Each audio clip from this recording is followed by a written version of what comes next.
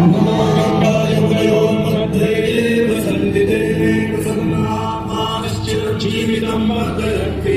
नमो गंगाय मुनयोर्मुनिभ्यश्च नमो गंगाय मुनयोर्मुनिभ्यश्च नमः।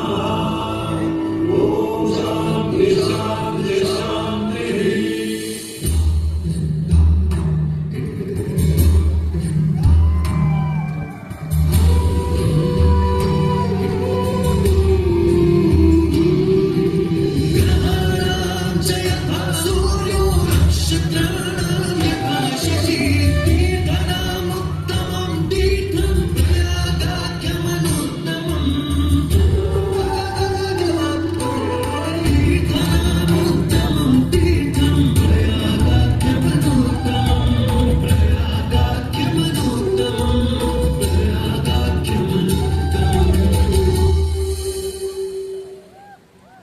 सूर्य ग्रहों में श्रेष्ठ है और चंद्रमा नक्षत्रों में श्रेष्ठ है, उसी प्रकार प्रयाग सभी तीर्थों में सर्वश्रेष्ठ है।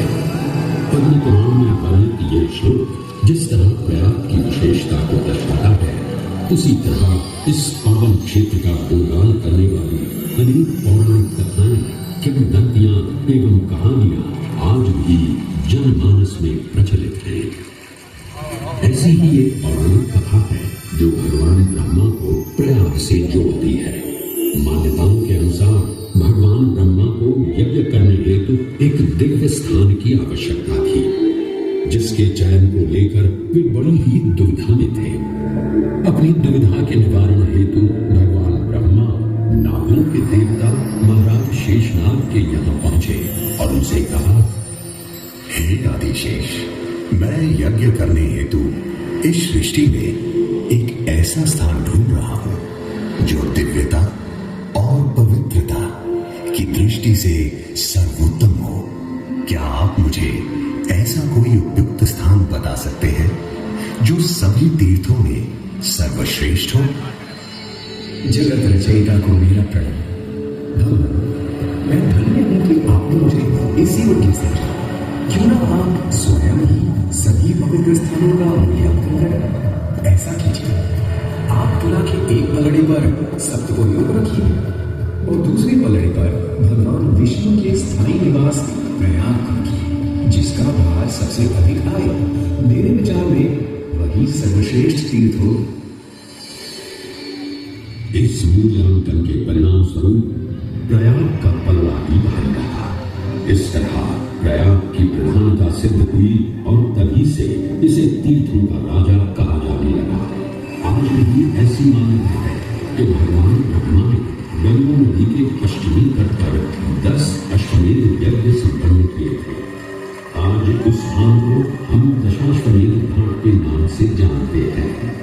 भगवान ब्रह्मा के अलावा इंद्रदेव, वरुण देव एवं सोमदेव ने भी प्रयाग क्षेत्र में ही भगवान कृष्ण की आराधना करने हेतु यज्ञ किए थे, जिससे उन्हें भी श्री हरि का आशीर्वाद प्राप्त हुआ। प्रयाग शब्द में प्र का अर्थ है प्रकृष्ट और याग का अर्थ होता है यज्ञ। इसलिए इन दो शब्दों से बना प्रयाग सबसे पवित्र स्थान माना जाता है। प्रयाग ही संसार में एकमात्र ऐसा पावन क्षेत्र है जहाँ 3 पवित्र नदियों का संगम होता है। इस संगम का भी एक अनूठा महत्व है।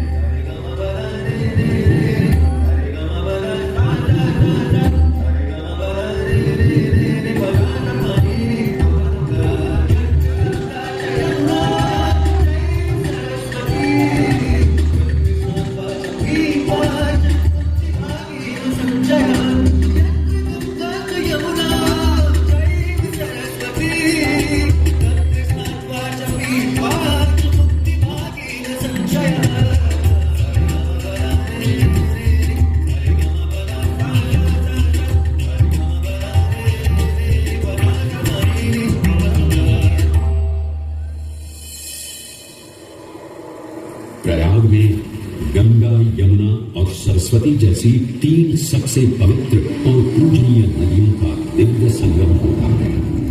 इन नदियों के संगम में स्नान करने एवं संगम का जल ग्रहण करने से मनुष्य मुक्ति का अधिकारी बन जाता है और इसमें किंचित भी संदेह नहीं है।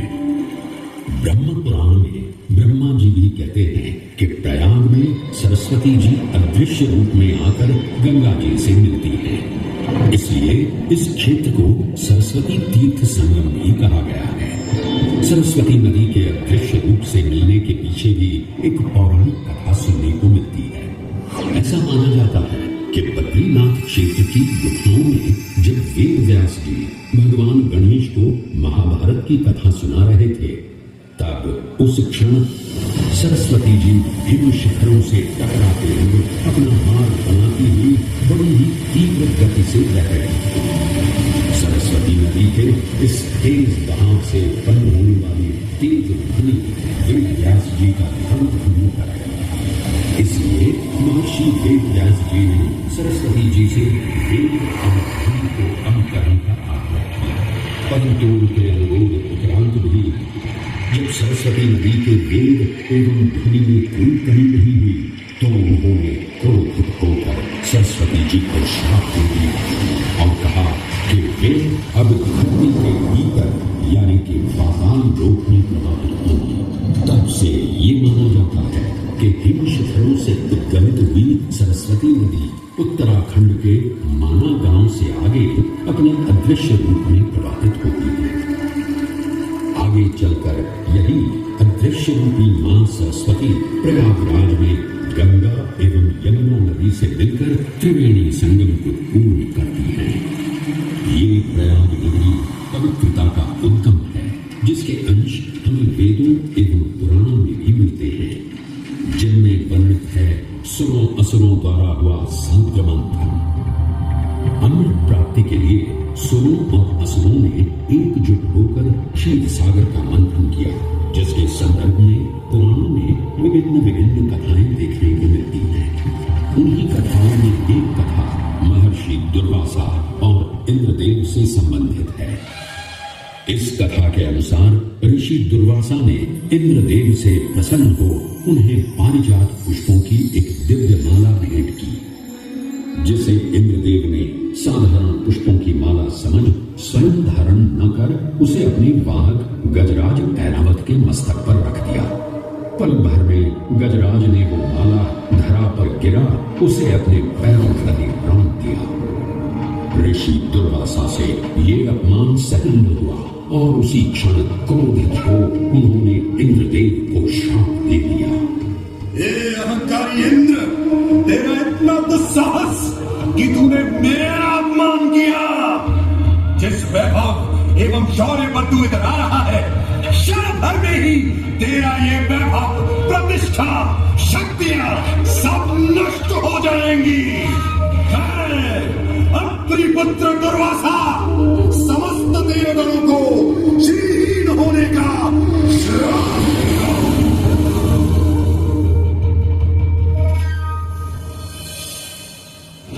इस शाप के परिणाम स्वरूप स्वर्गलोक से लेकर वैकुंठ धाम तक का सारा वैभव चला गया।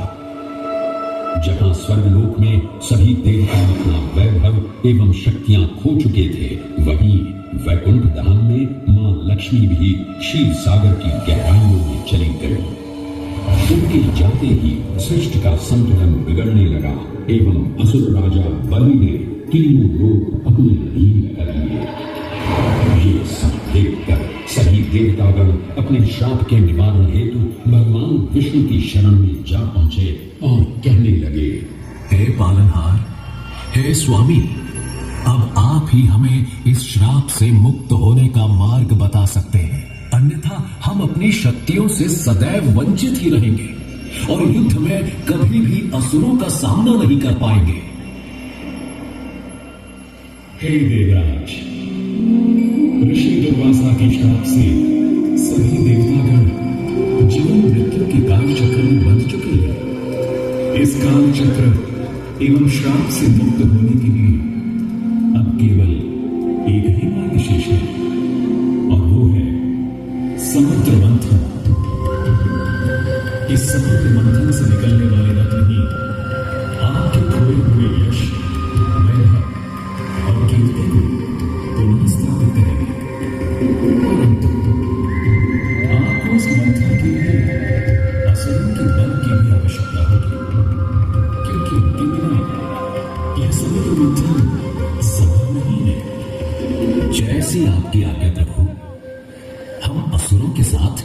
समुद्र मंथन करने के लिए तैयार है। देवताओं असुरों ने एक मुख होकर क्षीर सागर का मंथन करना स्वीकार किया। जहां मंदार पर्वत मथनी के रूप में आए तो वहीं वासुकी नाग को नेति की भूमिका मिली। भगवान विष्णु ने स्वयं कुर्म अवतार धारण कर मंदार पर्वत को उसका आधार प्रदान किया। क्षीर सागर को मथना शुरू किया गया और 14 रत्नों में सबसे पहले हलाहल विष उत्पन्न हुआ। उस विष के प्रभाव को कोई भी देवता या असुर सहन करने में समर्थ नहीं थे। इस कालकूट विष से सृष्टि का विनाश हो सकता था। इसीलिए इस आपदा से बचाने स्वयं देवों के देव महादेव प्रकट हुए और उन्होंने इस विष का पान किया। यह सब देख मां पार्वती ने विष को भगवान शिव के कंठ तक ही रोक दिया। इस कालकूट विष के प्रभाव से महादेव का कंठ नीला पड़ गया और तभी से उन्हें नीलकंठ के नाम से भी जाना जाने लगा।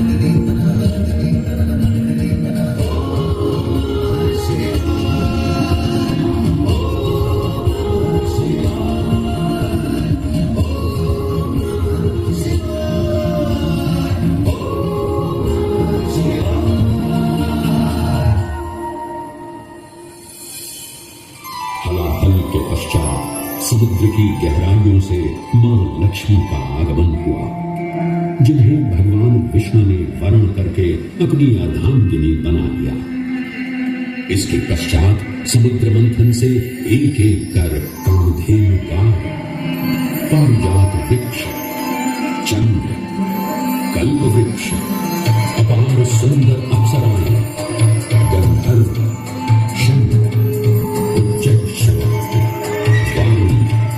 एवं कौस्तुभ मणि जैसे अनेक रत्न उत्पन्न हुए। लेकिन सभी को जिस रत्न की सबसे अधिक प्रतीक्षा थी, उस रत्न का निकलना अभी बाकी था।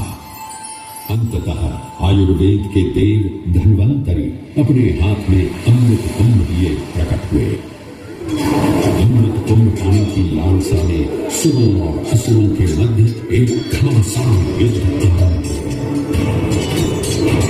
इसी युद्ध के दौरान स्वरभानु नाम का एक असुर अमृत कुंभ को अपने अधीन कर पाताल लोक की ओर चल दिया। अमृत कलश को वापस पाने हेतु देवतागण अपने आराध्य भगवान विष्णु का स्मरण करने लगे। तदोपरांत भगवान विष्णु एक सुंदर अप्सरा मोहिनी का रूप धारण कर पाताल लोक पहुंचे, जिसे देख सभी असुर सम्मोहित होने लगे।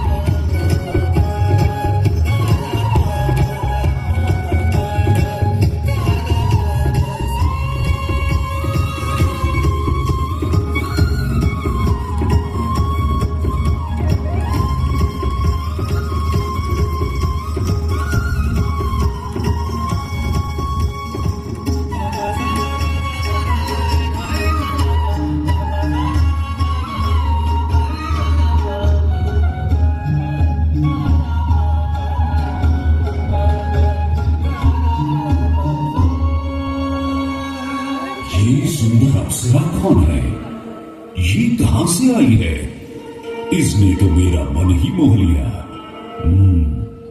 इसे तो मैं ही लेकर रहूंगा। इस सुंदर अप्सरा ने तो हम सबको सम्मोहित कर लिया है।